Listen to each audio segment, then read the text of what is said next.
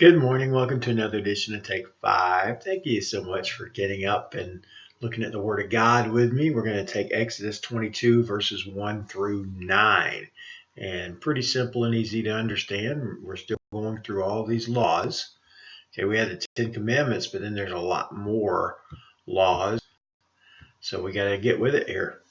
All right, verse 1 of Exodus 22. Whoever steals an ox or a sheep and slaughters it or sells it must pay back 5 head of cattle for the ox and 4 sheep for the sheep. All right, so there you go. I mean, if you decide to steal something and keep the money or keep the sheep or something, you got to pay back 5 times. So this is an incentive not to steal. Okay, verse 2. Check this out. If a thief is caught breaking in at night and is struck a fatal blow, the defender is not guilty of bloodshed, but if it happens after sunrise, the defender is guilty of bloodshed. Which basically means, all right, if you're in your house and somebody tries to break in at night and you kill them, it's okay. You can get away with it. But if it's during the day and you kill them, all right, you're not going to get away with that. And the reason is at night, you don't know who it is. You can't hardly see. It's dark.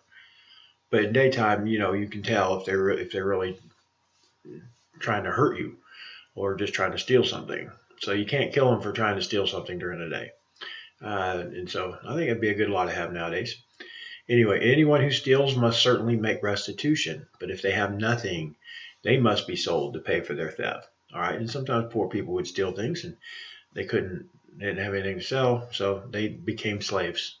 That's how they paid for it. See, and this is really economically, this makes a lot of sense. Instead of putting people in jail and spending lots of money to feed them and stuff like that, if you did things these other ways, you wouldn't have all these jails and be spending all that money on them. All right. Verse 4, if the stolen animal is found alive in their possession, whether ox or donkey or sheep, they must pay back double. All right, so if you find it and they've got it, well, they give you that one and they got to give you one more. Verse 5, if anyone grazes their livestock in a field or vineyard and lets them stray and they graze in someone else's field, the offender must make restitution from the best of their own field or vineyard. All right, so if your ox or sheep or something goes next door and starts eating their grain, well, you got to give them back some of your own grain. That just makes sense, right? And it's got to be good stuff. Verse 6, if a fire breaks out and spreads into thorn bushes so that it burns shocks of grain or standing grain or the whole field, the one who started the fire must make restitution. Again, just common sense stuff here. Why not do that? Instead of putting them in jail. But nowadays, that's what would happen. You put them in jail instead of just making them pay for it. All right, verse 7, if anyone gives a neighbor silver or goods for safekeeping and they are stolen from the neighbor's house, the thief, if caught, must pay back double.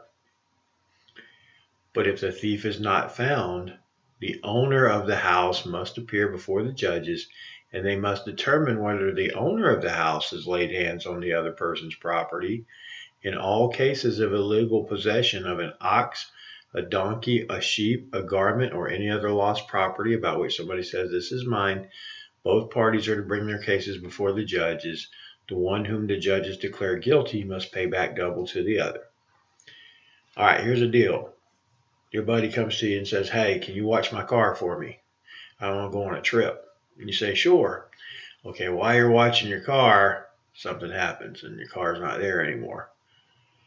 And you say, well, all right, somebody stole it. And they say, okay, I don't know about that. We think maybe you did something with it. So you guys would both come before a judge and he'd hear everything and he'd decide, okay, yeah, somebody really did steal it, or no, I think you did something with it.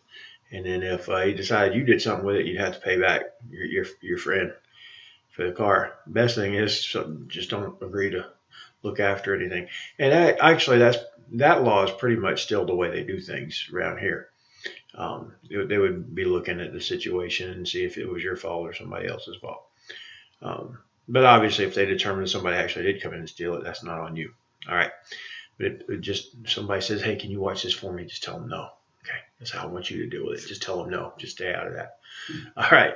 Anyway, that's good practical stuff, isn't it? We got more like that. You got to stay with me. I mean, you may think it's boring or something, but you're going to see they had all kinds of laws for everything, and we're going to keep going through it. Now, we'll eventually get through it, but you're going to have to come back tomorrow for the next edition of Take 5.